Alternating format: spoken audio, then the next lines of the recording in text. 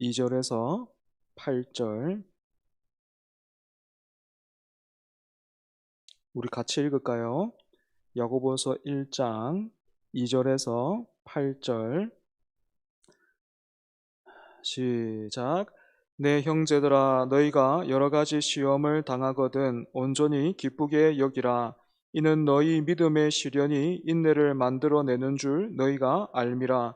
인내를 온전히 이루라. 이는 너희로 온전하고 구비하여 조금도 부족함이 없게 하려 함이라. 너희 중에 누구든지 지혜가 부족하거든 모든 사람에게 호의 주시고 꾸짖지 아니하시는 하나님께 구하라. 그리하면 주시리라. 오직 믿음으로 구하고 조금도 의심하지 말라. 의심하는 자는 마치 바람에 밀려 요동하는 바다 물결 같으니 이런 사람은 무엇이든지 주께 얻기를 생각하지 말라. 두 마음을 품어 모든 일에 정함이 없는 자로다. 아멘. 본문을 통해서 조금도 의심하지 말라라는 제목으로 백종수 목사님 말씀 전해 주시겠습니다.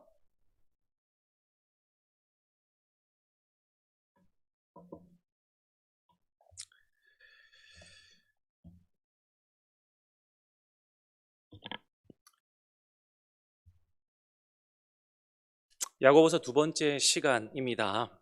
지난 시간에 야고보서의 첫 서론 부분을 함께 나누면서 이 야고보서가 어떤 목적으로 쓰여졌는지에 대해서, 또한 저자와 수신자는 누군가, 또 수신자들은 어떠한 배경 속에 있는 사람들인지에 대해서 함께 나누었습니다. 간략히 그 내용을 기억해 보면요, 야고보서는 아시다시피 행함에 대해서 강조하고 있는 책입니다. 그렇다고 해서 이 행함이 바울 사도를 늘 공격했던 거짓 교사들처럼 율법주의를 강조하는 것이 아니라요, 우리에게 그리스도를 향한 참된 믿음이 있다면 반드시 그 믿음에 합당한 삶을 살아낼 수밖에 없다라는 것을 말해주고 있습니다. 자, 이 서신은요, 행함을 강조하는 것처럼 보여서 어쩌면 바울 사도가 주장하는 그 믿음으로 말미암는 구원에 이렇게 브레이크를 거는 것처럼 느껴지기도 하지만, 그것이 아니라 오히려 바울이 세워놓은 이 믿음과 신앙의 기초와 기둥 위에 지붕을 얹어 놓음으로 인해서 우리의 이 신앙의 집이 훨씬 더 견고해지도록 하는 그런 중요한 역할을 하고 있습니다. 때문에 오늘날 경건의 모양은 갖추었지만 경건의 능력을 기대하기 힘든 이 위기에 한국교회 성도들에게 더 열심히 읽혀져야 할 그런 성경입니다. 이 야고보서는요, 예수님의 형제였을 뿐만 아니라 예루살렘 교회의 수장이었던 야고보가 쓴 것으로 알려져 있고요. 그는 1절 본문에서 하나님과 주 예수 그리스도의 종이라고 하면서 자신을 소개하고 있습니다. 다른 수식어가 없었던 것으로 보아서 그에게 가장 큰 자랑은 바로 예수 그리스도 뿐이었다는 것을 우리가 알 수 있습니다. 야고보 사도는요, 흩어져 있는 12지파에게 이 서신을 쓰고 있는데요, 흩어져 있는 12지파라 함은 기독교 박해로 인해서 뿔뿔이 흩어지게 된 디아스포라, 흩어진 이 땅의 교회 전체를 대상으로 하고 있습니다. 제가 지난 시간에 디아스포라라는 이 말의 의미를 말씀드렸는데요, 이 디아스포라는 흩어짐이라고 하는 뜻인데, 이 디아스포라는요, 전제 자체가 고난과 핍박입니다. 지난 시간에도 말씀드렸듯이 수신자들은요, 종교적 박해로 인한 이 가난으로 인해서 심각한 고난의 때를 지나고 있었습니다. 소유로 인한 이 서열 구조 속에서 믿는 사람들마저도 가진 이 부와 힘으로 서열을 나누기 시작했던 것이고, 이것이 그들에게는 시험이 되고 또 고난이 되었던 것입니다. 자, 이런 배경을 가지고 야고보 사도는요, 성도들에게 권면하고 있습니다. 다른 신약 성경들은요, 보통 첫 장에서 인사말과 함께 감사, 그리고 또 하나님을 찬양하는 내용이나 또 성도들을 축복하는 그런 내용들이 등장하는데, 야고보서는요, 그러지 않고 바로 권면으로 들어가고 있습니다. 자, 오늘 보면 2절을 보면요, 사도가 무엇이라고 이야기를 하고 있습니까? 내 형제들아, 너희가 여러 가지 시험을 당하거든 온전히 기쁘게 여기라, 그렇게 말하고 있습니다. 자, 이 본문을 하나하나 좀 살펴보도록 하겠는데요, 우선 사도가 내 형제들아라고 수신자들을 부르면서 교회가 직면해 있는 문제 상황으로 본격적으로 들어가고 있습니다. 그 문제가 무엇이겠습니까? 저자가 지금 너희가 여러 가지 시험을 만나거든 그렇게 말을 하고 있는데, 아까 말씀드린 대로 종교적인 이 박해로 인한 가난이 아마도 이 사람들에게 시험이 되었던 모양입니다. 자, 그런데 그 시험이 무엇인지는 저자가 구체적으로 언급하고 있지는 않습니다. 왜냐하면 저자의 관심은요, 이들이 어떤 시험을 당하고 있는지 그 시험 자체에 관심이 있기보다는 시험을 어떻게 대응할지에 대해서 더 관심을 가지고 있기 때문에 시험이 어떤 내용인가는 밝히고 있지 않습니다. 자, 여기서 시험이라는 단어는요, 크게 두 가지 의미를 가지고 있는데요. 하나는 내적인 시험인데 죄가 주는 유혹입니다. 또 하나는 외적인 시험인데요, 시련이나 고난을 의미하고 있습니다. 여기서 쓰인 이 시험이라는 헬라어 단어는요, 두 가지 의미, 그러니까 유혹과 시련이라는 모든 의미를 내포하고 있는 단어입니다. 자, 그런데 우리말 성경이요, 너희가 여러 가지 시험을 당하거든, 시험을 만난다면 이렇게 가정법으로 이야기를 하고 있어서 성도의 삶이 시험을 만날 수도 있고 안 만날 수도 있는 것처럼 느껴지는데, 사실 이 문장의 헬라어 문법의 올바른 해석은요, 내 형제들아 너희는 반드시 여러 가지 시험을 만난다, 즉 시험을 기정사실로 해석해야 맞습니다. 너무나도 유감스러운 이야기일지 모르겠지만 성도에게는 필연적으로 따라오는 것이 죄의 유혹이고 또한 이 세상에서의 고난과 시련이라는 말입니다. 사랑하는 여러분, 우리 기독교가 말하는 기쁜 소식, 즉 복음은요, 우선 듣기에 달콤한 그런 이야기들이 아니지요. 사탕 발린 달콤한 소식들이 아니라 냉혹한 현실을 있는 그대로 직시하게 만듭니다. 우리가 신앙을 가졌다고 해서 인생의 모든 문제가 눈 녹듯이 그렇게 사라집니까? 교회 다니기 시작한 순간부터 만사 형통 그 대로가 펼쳐지셨습니까? 건강도 좋아지고 가정도 회복되고 사업도 그렇게 승승장구하셨습니까? 기독교의 복음은요, 만병통치약이 아닙니다. 만약에요, 기독교가 그런 만병통치약이라고 한다면 우리 같은 서민들은요, 교회 다니기가 꽤 힘들었을 겁니다. 왜 그렇겠습니까? 힘있고 돈 많은 사람들이요, 아마도 이 교회를 다 장악해 버렸을 것입니다. 다 잘 됐을 것 아니겠습니까? 그러니 우리 같이 세상에서 힘들고 어렵고 고난을 당하는 사람 어떻게 교회를 다닐 수가 있겠습니까? 사랑하는 여러분, 교회를 다니고 예수를 믿어도 세상 사람들이 당하는 모든 시련 우리도 똑같이 함께 만나게 됩니다. 자, 그렇다면 질문이 생기죠. 똑같이 아프고 똑같이 힘들 것 같으면 뭐하러 신앙생활을 합니까? 유익이 있어야 될 거 아닙니까? 하는 그런 질문이 생깁니다. 사랑하는 여러분, 우리가 예수 그리스도를 믿음으로 얻게 되는 그 신앙의 유익은요, 모든 시련으로부터 나만 제외되는 그 특권을 얻는 것이 아닙니다. 신앙의 진짜 유익은요, 어떤 시련이라도 나도 똑같이 그것을 만날 수 있지만, 그래서 똑같이 아파하고 똑같이 절규하게 되지만 그 광야 같은 길을 내가 걸어갈 수 있다는 그 사실을 깨닫게 되는 것입니다. 물론 이 광야길은 혼자 걸어갈 수가 없습니다. 하나님과 함께 이 광야를 걸으면서 이 광야가 주는 참된 의미를 내 인생의 이 발자취를 통해서 해석해 나가고, 그래서 하나님의 신실하심과 선하심을 알아가는데 진짜 신앙의 유익이 있는 것입니다. 자, 그런데요, 저자가요, 이러한 시련, 이 시험을 만날 때 다소 불가능한 것 같은 일을 주문하고 있습니다. 무엇입니까? 시험을 당하거든 어떻게 하라고 하고 있습니까? 온전히 기쁘게 여기라. 자, 여기서 이 온전히 기쁘게라고 하는 말은요, 모든 기쁨으로라는 말인데요, 여러분 생각을 한번 해보십시오. 시험이 찾아왔는데 모든 기쁨으로 그 상황을 즐거워할 수 있겠습니까? 여러분들은 시험을 많이 쳐보셨는지 모르겠는데 저는요, 시험에 떨어져 본 기억이 너무 많이 있습니다. 대학도 재수를 해서 갔고요, 또 취업 준비를 하면서 자격증 시험에 낙방도 참 많이 했었습니다. 그리고 총신대원 시험도 재수를 해서 합격했고요, 강도사고시도 재수를 했습니다. 목사가 돼서도 공부를 좀 하고 싶어가지고 THM 과정에 지원했다가 똑 떨어졌습니다. 이런 트라우마 때문인지 저는요, 다시는 시험을 치고 싶은 생각이 들지 않습니다. 아직도 생각이 나는데요, 제가 강도사고시 불합격한 날이 수요 예배 설교하는 날이었는데 설교 준비가 됩니까? 그래서 혼자 부산에 있을 때거든요, 혼자 차를 몰고 다대포 바닷가에 가가지고 마음을 추스려 보려고 하는데 안 되더라고요. 아무리 제가 신앙이 있는 사람이라고 하더라도 이런 어려움을 만날 때 그것을 기쁨으로 온전히 여기기는 참 어려웠습니다. 그런데 지금 저자가 온전히 기뻐하라 그렇게 말합니다. 우리는 이 말을 과연 어떻게 해석해야 되겠습니까? 사랑하는 여러분, 야고보 사도는요, 지금 고난 자체에, 우리가 만나게 되는 이 고난 자체에 슬픔의 요소가 없다는 말을 하는 게 아닙니다. 시험 상황의 유쾌함을 의미하는 것이 아니라 이 상황을 어떤 자세로 대해야 하는지, 우리가 성도라고 한다면 어려움을 대하는 태도가 어떻게 달라져야 하는지 그것에 대해서 이야기를 하고 싶은 겁니다. 야고보 사도가 말하는 고난 중에도 기뻐할 이유는요, 이 고난 자체가 아니라 고난이 가져다 주는 열매입니다. 고난은 그 자체로는 기쁘지 않을지 모르겠지만 그 고난을 통해서 우리에게 진정한 기쁨의 열매가 있을 것이기에 그것 때문에 기뻐하라 그렇게 말하는 것이죠. 시편 126편 5절에 보면 유명한 구절이 있습니다. 눈물을 흘리며 씨를 뿌리는 자는 기쁨으로 거두리로다.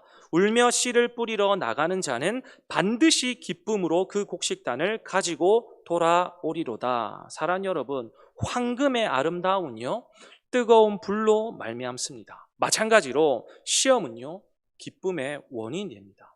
때문에 저와 여러분 성도이기에 필연적인 고난과 환난을 당하고 계십니까? 온전히 기쁘게 여기십시오. 이렇게 할 때 저와 여러분에게 어떠한 유익이 있겠습니까? 우리 3절과 4절 말씀은 같이 한번 읽어보도록 하겠습니다. 3절과 4절입니다. 시작. 이는 너희 믿음의 시련이 인내를 만들어내는 줄 너희가 알미라. 인내를 온전히 이루라. 이는 너희로 온전하고 구비하여 조금도 부족함이 없게 하려 함이라. 아멘. 사도는요 시험이 찾아올 때에 이 시험과 고난의 상황을 우리 믿음의 검증 과정으로 이해하라 그렇게 말을 하고 있습니다. 지금 3절에서 쓰인 이 믿음의 시련, 이 시련이라고 하는 말이요 헬라어로 도키미온이라고 하는데요, 원래 이 단어의 기본적인 뜻은 시련이나 또 시험이지만 이 단어는요 진짜의 그리고 순수함 또 진정한이라는 의미도 함께 있습니다. 그러니까 우리는요 고난, 이 시련을 통해서 우리의 믿음의 순수함과 진정성을 하나님 앞에 검증하게 되는 것이죠. 사랑하는 여러분, 예수 믿으나 믿지 않으나 이 세상에서 똑같이 아프고 똑같이 고난을 당하면서 삽니다. 신앙을 가지고 있어도 자식 키우는 문제 똑같이 힘들고 어렵습니다. 우리 부모님들 젊었을 때 얼마나 시험 많이 치르셨습니까? 그런데 이제 결혼하고 아이 낳고는 그런 일이 없을 줄 알았는데 이제 애들이 고3이 되니까 또 취업 준비생이 되니까 이제는 자녀들의 시험 때문에 부모들이 얼마나 스트레스가 되고 힘든지 모릅니다. 끝없이 시험 때문에 우리의 인생이 고달프더란 말입니다. 자, 그런데 예수 믿는 사람이나 믿지 않는 사람이나 똑같이 절규하고 아파하고 있을 그때에 신앙이 있는 사람은요 우리 안에 성령께서 심겨주신 그 믿음의 작은 씨앗이 역사하기 시작합니다. 그 믿음은요 하나님이 성도들에게 선물로 주신 것입니다. 평안할 때 그리고 만사가 잘 풀릴 때는 솔직히 잘 모릅니다. 내게 진짜 믿음이 있는지 없는지 사실 잘 모릅니다. 그러나 고난을 당하고 아픔을 만나면 우리 안에서 그 작은 믿음의 씨앗이 역사하기 시작합니다. 그렇게 내 안에 하나님을 향한 믿음이 고난의 상황을 통해서 드러나고 증명되기 시작하는 것이죠. 사랑하는 여러분, 시험은요 단순한 어려움이 아닙니다. 성도가 겪는 고난은요 특별한 목적이 있습니다. 물론 그 목적이 있다고 해서 이것이 안 아픈 것도 아니고 안 힘든 것도 아닙니다. 제가 쉽게 이야기하는 것처럼 보일지는 모르겠지만 우리 얼마나 힘들고 또 어렵게 살아가고 있습니까? 절대로 여러분의 시험과 고난을 저는 가볍게 생각하지 않습니다. 그러나 하나님이 우리에게 주시는 고난과 아픔은 그 이유를 우리가 일일이 다 알 수는 없지만 하나님의 백성으로 우리의 삶이 하나님 앞에서 얼마나 신실한가 그것을 증명하게 됩니다. 그래서 우리는요 인내를 온전히 이루어 나가는 이 신실함으로 하나님께 반응해야 하는 것입니다. 저자가 지금 말하고 싶은 것은요 어떻게 하면 이 시험 자체를 해결하고 없애버릴까? 그것이 아닙니다. 오히려 고난의 때에 믿음을 가지고 이 상황을 바라보면서 인내하고 또 버티면서 적극적으로 바르고 온전한 삶을 지속하라고 수신자들에게 말하고 싶은 것입니다. 사랑하는 여러분, 혹시 고난당하고 계십니까? 인내를 온전히 이루시기를 부탁드립니다. 4절에 보면요, 이렇게 되어 있죠. 인내를 온전히 이루라. 이는 너희로 온전하고. 이렇게 하면서 온전이라는 이 말이 2번 등장하는데요. 예를 들면 이런 겁니다. 잘 아는 이 손흥민 선수를 한번 예로 들어보면, 지금 이 손흥민 선수가 명실상부 아시아 최고의 선수가 아니겠습니까? 누가 뭐래도 손흥민 선수는요, 월드 클래스입니다. 그런데 그가 가만히 있다가 하루아침에 이렇게 유명한 선수가 됐습니까? 아니죠. 예전에 방송되었던 한 다큐멘터리만 보더라도 그 어린 나이에 아버지와 함께 유럽으로 날아가서 온갖 고생을 하면서도 연습을 게을리하지 않고 최선을 다한 것, 우리 모두가 다 아는 사실입니다. 그러니까 손흥민 선수가 고난과 역경 속에서도 버티고 견디면서 열심히 노력했던 그 온전한 과정이 있었습니다. 그 모든 것이 쌓이고 쌓여서 지금의 손흥민이라고 하는 온전한 한 명의 축구 스타가 생겨나게 된 것이지요. 오늘 말씀에서 이 2 온전이라고 하는 말이 가지는 의미가 제가 방금 말씀드린 것과 같은 것입니다. 사랑하는 여러분, 우리가 고난당할 때 사실 너무 힘들죠. 끝이 보이지 않는 터널을 건너는 것 같습니다. 그런데 그렇게 그 상황을 우리가 온전히 버티고 견디면 후에 하나님이 저와 여러분을 영광스러운 자리로, 그 온전한 영광스러운 자리로 인도하실 줄로 믿습니다. 그러니 잘 버텨내시기를 축복합니다. 그냥 이 깨물고 버티기만 하라는 그런 말이 아닙니다. 우리의 인내를 가능케 하시는 하나님께 자기 자신을 의탁하면서 버텨내라 라는 그런 의미입니다. 왜요?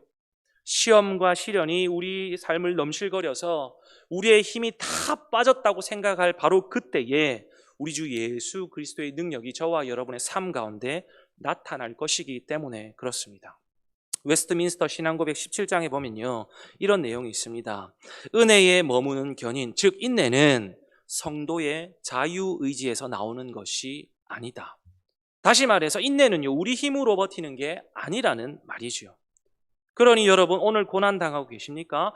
혼자 끙끙 앓지 마시고 주님께 여러분의 문제를 가지고 가십시오.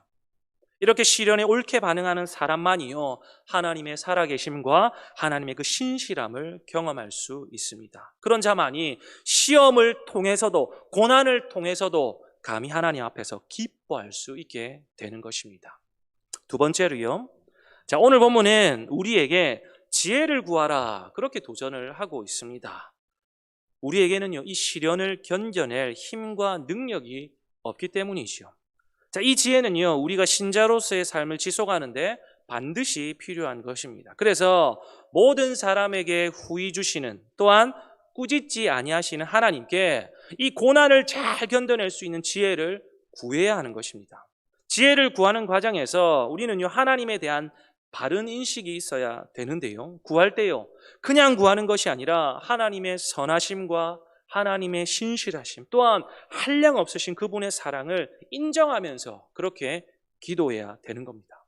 여기서 후히 주신다, 그렇게 말을 했는데요, 이 후히라는 말은요, 오로지라는 뜻인데요, 우리가 하나님의 그 선하심을 인정하면서 지혜를 구할 때에 하나님은요, 마치 우리에게 후하게 주시는 그 일밖에는 할 일이 없으신 것처럼 저와 여러분에게 응답하십니다. 얼마나 선하신 하나님이십니까? 그러면서 저자는요, 그 지혜를 구할 때에 믿음으로 구하고 조금도 의심하지 말아라, 그렇게 말을 하고 있습니다. 제가 지난주 큐티반 하면서요, 저희 큐티반이 마지막에 이 말씀을 나누고 나서 서로의 기도 제목들을 나누고 함께 기도를 하는데, 지난주는 제가요, 한 분 한 분 이 기도 제목들을 나누셨을 때 제가 아무개 집사님 그렇게 될 줄로 믿습니다 하면서 강력하게 그렇게 선포를 했습니다. 저는요, 그 함께 나누었던 그 기도 제목들이 이번 주 내에 이 평일 내로 다 이루어져서 주일에 모임할 때는 서로 이 기도 제목들이 다 응답됐다고 그렇게 간증을 했으면 참 좋겠습니다.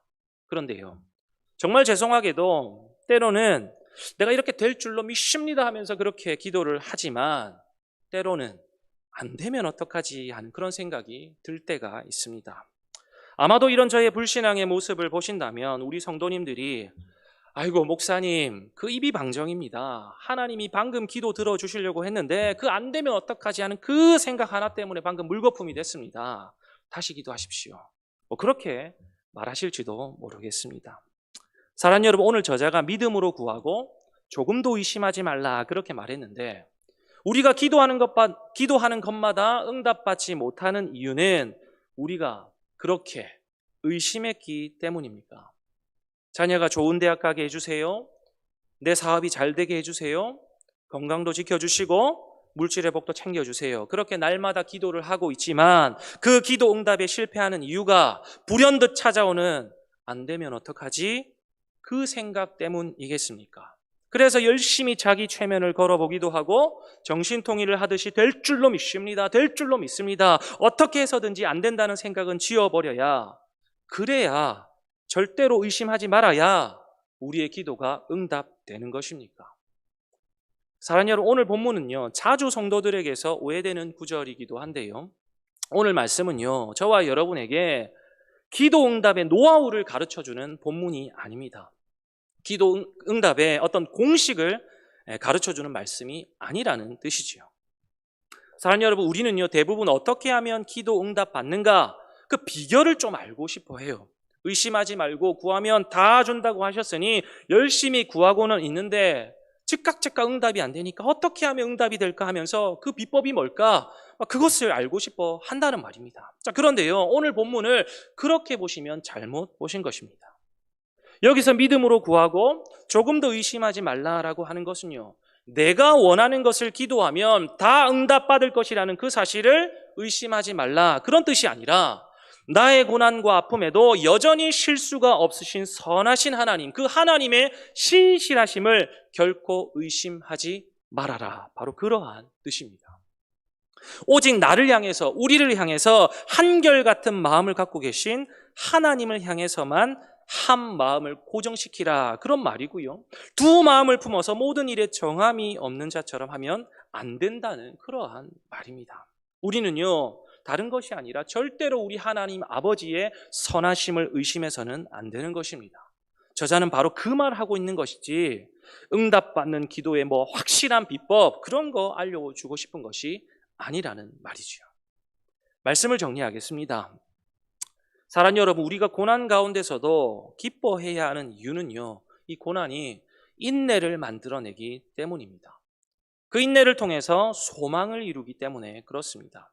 우리의 온전함을 위해서는 반드시 고난을 통한 인내가 필요하기 때문입니다. 어떤 사람들은요 이 고난을 통해서 겨우 그 참을성 하나 만들어내려고 고난 주시는 거냐고 그렇게 원망할지도 모르겠습니다. 오히려 너무 많은 아픔을 겪은 사람들은 그 고난을 통해서 단련되고 단단해지기보다는 오히려 트라우마가 생기고 또 상처가 더 깊어져서 우리 주님을 찾고 싶은 그 마음조차 잃어버렸을지도 모르겠습니다. 그러나 여러분, 선하신 하나님, 오로지 나 한 사람 바라보시며 후히 주시기를 원하고 꾸짖지 않으시는 그 하나님, 우리가 믿음으로 구하고 찾을 때에 이긴 고난의 터널을 잘 버텨낼 수 있는 지혜, 즉 하나님의 능력과 은혜와 사랑을 흔들어 넘치도록 채워주실 줄로 믿습니다. 시편 43편 5절은요 이렇게 말하고 있습니다. 내 영혼아, 내가 어찌하여 낙심하며 어찌하여 내 속에서 불안해하는가? 너는 하나님께 소망을 두라. 그가 나타나 도우심으로 말미암아 내 하나님을 여전히 찬송하리로다. 아멘이십니까?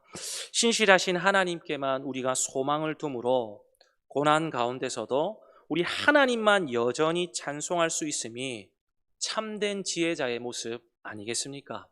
바라기는 저와 여러분에게도 하나님께서 은혜 주셔서 이 고난의 현실에서 막 불안해가지고 덜덜 떠는 것이 아니라요, 하나님의 도우심과 일하심을 통해서 여전히 주님을 찬송할 수 있는 그런 참된 지혜와 은혜가 저와 여러분의 삶 가운데 풍성하게 되기를 주님의 이름으로 간절히 축복합니다.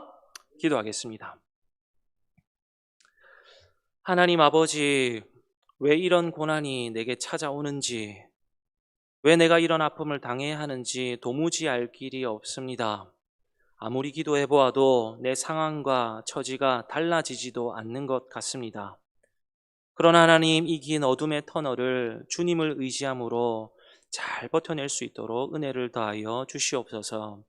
인내를 온전히 이루게 하시고 또한 선하신 하나님을 온전히 믿음으로 내 안에 하나님의 하나님 되심이 드러나고 내 안에 그리스도의 인격이 새롭게 창조되며 나를 향한 하나님의 선하신 뜻이 온전히 증명되어질 수 있도록 역사하여 주시옵소서. 우리 초전교회의 모든 성도님들 지켜주시고 또한 위로하여 주시고 오직 주님께만 소망 두는 그런 복된 인생들 다 될 수 있도록 축복하여 주시옵소서. 감사드리고 예수님의 이름으로 기도드립니다. 아멘.